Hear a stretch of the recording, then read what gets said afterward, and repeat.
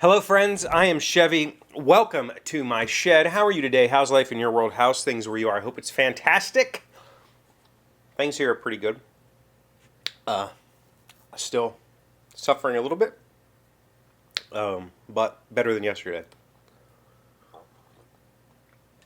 Without going into details, I'm not hacking things up today. That being said, I have been working on capturing more sounds and developing more audio for future video projects, and that's been really fun and exciting. So I really, I'm enjoying that a lot. As I, we talked a little while ago about a passage in David Lynch's book, Catching the Big Fish, about having a setup. He calls it having a setup, and the idea is you have to have a space to realize your ideas because you can't afford to sit on them. You have to just act on them. And so this workshop being a space where I can act on physical ideas. I can dream up something, make it out of wood, and I can immediately come down here and create it, and that thing will suddenly exist in the real world. As I've been delving more and more into experimental audio and video, and even even to some degree experimental writing,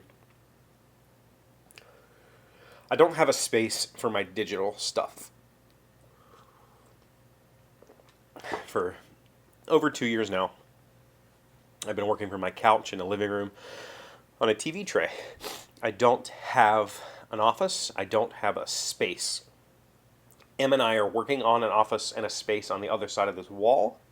But once the office and the space over there is complete, that's going to be her space. Like, I will have a desk there, I'm sure, but I still won't be able to do the things that I need to do because she'll be in that space. And that is, doing the audio, doing the making weird music, making sound effects. Like, that's really hard to do when you're sharing a space with somebody. I don't have a digital space, and I kind of need that. But the problem is there's no room on this property to do that. I could use my kids' room.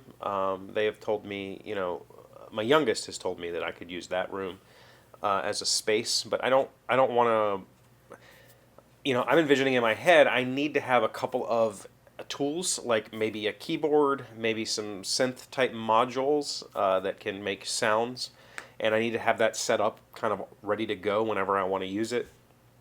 And so it'd be very, very difficult for me to just kind of take over a smaller scale space. But I've been really enjoying learning about all that stuff and tweaking it. That being said, we got a message from Chris last night, and I think this will take up quite a bit of time. So I listened to this one last night, and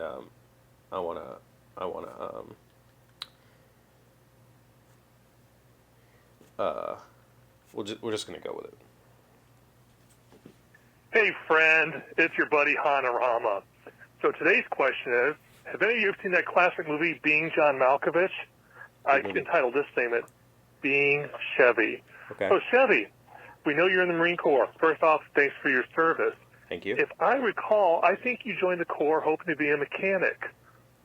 So how in God's name did you end up being stationed in Hawaii, basically being a logistics manager in a warehouse? Until tomorrow. So, I was not joining to be a mechanic. I was joining to be a computer programmer. All I ever wanted to do from the time I was about 10 until I was in the Marine Corps was be a computer programmer. I learned all the languages I could possibly learn. I read all the books I could find. This is all kind of pre or like early internet days, so it was really trying to figure out how to do all that stuff. Number one, I didn't want to join the Marine Corps at all. I did it to spite my mother. And when I found out that they had programming opportunities, I said, that's what I want to do. Pretty sure I've told this story before, but here we go. To become a programmer in the United States Armed Forces, you have to score above a certain percentage on the ASVAB. The ASVAB is an aptitude test that's designed for military entrance. It's like the military's version of the SAT, only the ASVAB is like elementary school level stuff. It's really, really low level stuff. I took my ASVAB and missed one question. I don't know what it was. They don't tell you. They just give you a score. I missed a single question on the ASVAB, which meant I was, I could do basically whatever I wanted in the military. That's kind of like they have MOSs, which is I don't know what, it's your job. Your job is an MOS, and that it kind of tells you what you're going to do. And those MOSs have ranges of ASVAB score. So, this is the minimum ASVAB score to be a grunt. This is a minimum ASVAB score to be a mechanic, a pilot, whatever. So I crushed that test. It could have been anything I wanted to be. But to continue to become a programmer, you had to, at that time, this was 1996 when I took these tests. I was a junior in high school. You had to pass at that time, it was an Air Force written test, and I believe it was just called like data systems or something like that. It was basically a basic computer test. You needed to know basic networking, you needed to know computer operation, you needed to know all that sort of stuff. You had to score a certain amount on that test in order to be able to accept it into the field of programming. I passed that test perfect, 0 misses, 100%. So I'm set. My recruiter says, no problem, we're going to put you down as programming, computer programming at that point. And I was ready to go off to boot camp to be a computer programmer. Now, that was the summer of my junior year in high school. So I spent, I think, 10 months, or maybe it was a full calendar year in what's called delayed entry, or DEP, which, if you don't know, when you sign up for the military, it's actually an 8-year contract. You sign up for 4 years of active duty and 4 years of what's called inactive reserve. So you don't have to report anywhere, you don't have to do anything, you can let your hair grow, you can do whatever you want, but you can be recalled at any time during those 4 years. Well, DEP counts as time off of, so I basically got a year of my time reduced because I was delayed entry, and that just entailed, like, we would do general exercise type stuff. It was kind of like we would meet every month with the recruiter and work out or talk about what life in the Marine Corps was going to be like, that sort of thing. So in that year of me being in delayed entry, by the time it came around for me to go to boot camp, the programming field in the Marine Corps was closed. They weren't accepting any more entrants because nobody was retiring. So basically there's X amount of jobs available for programmers. Nobody was retiring. There was no availability, so they just said, we're not accepting entrants. So my recruiter says to me, well, you scored practically a perfect score on your ASVAB. You scored a perfect score on the computer test. I wasn't able to, like, that's what I want to do. I don't want to do anything else. He said, well, because you scored so high on all these tests, we can put you in open contract.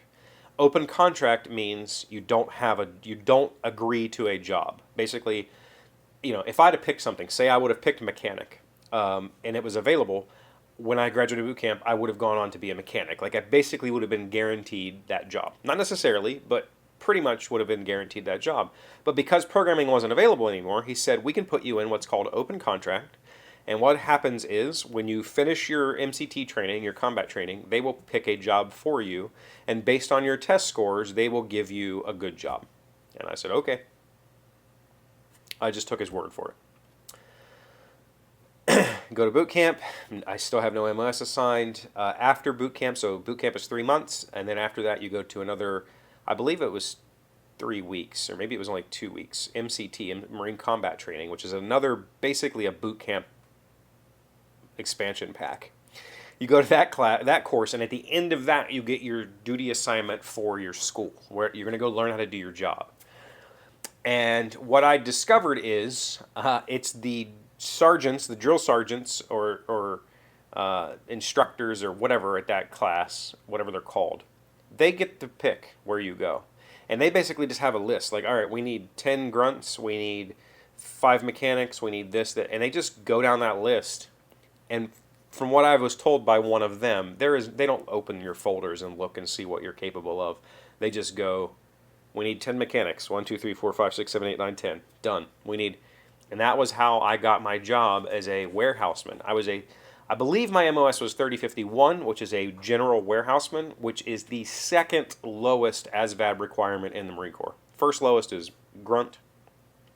Second lowest is warehouseman. I was a warehouseman, which I don't want to say that, the other people that I worked with are idiots. They definitely were not. In fact, the people that I worked with were some of my favorite people I've ever met. But I ended up becoming a warehouseman just because somebody took my folder, my entry folder, and went, you're a warehouseman, and that's it.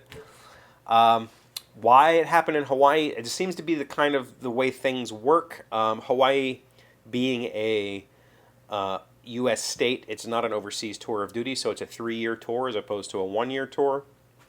And it just so happened at that point in time, they had a 3-year, they had a batch of people that were rotating out, and so they needed a batch of people to fill that spot.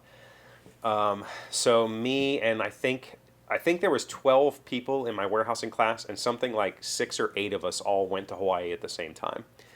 And I got, I was in Hawaii for 3.5 years, a little over 3 years. It wasn't, a little less than 3.5 years. Basically, it's a 3-year duty, but I only had because of my injury and boot camp and whatever, I only had 4 months left in my contract, so they just left me in Hawaii for those last 4 months. I ended up in a warehouse that was a complete cluster. I mean, it was horrible. We couldn't find half the stuff that we said we had in the computer. Ended up with a master sergeant who understood that there was that I had some exceptional things to offer, and I ended up doing programming for the whole time I was there.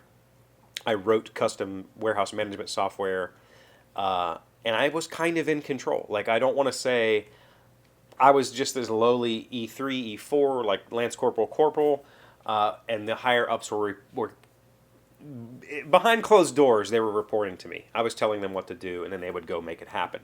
There was definitely, I was not in charge, but I did enough that I earned myself 2 meritorious awards, Navy Marine Corps Achievement Medals. I got to meet generals. I got to do extra activities because of the work that I did as a programmer there.